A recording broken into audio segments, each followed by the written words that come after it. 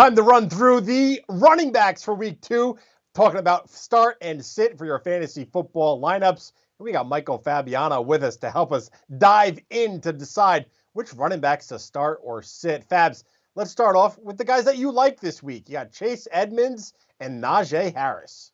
This is reassurance week in fantasy football because a lot of players that you drafted to start did not perform very well in week 1, and Najee Harris is on that list.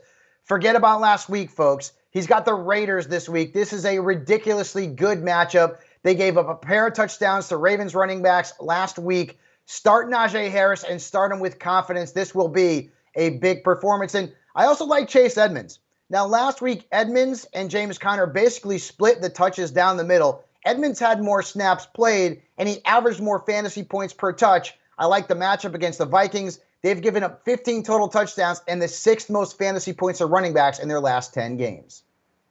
All right, over to the running backs that you don't really like, maybe because of their matchup, maybe because they underperformed. But you have Josh Jacobs, who scored 2 touchdowns last week, but you're not starting him, and also Mike Davis of the Atlanta Falcons.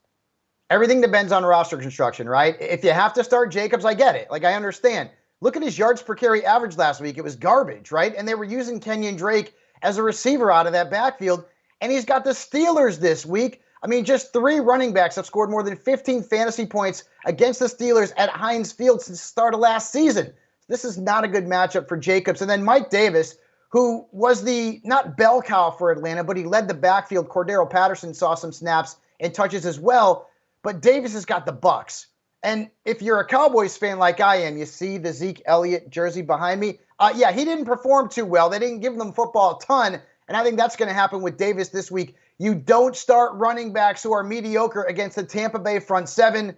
Sit Mike Davis.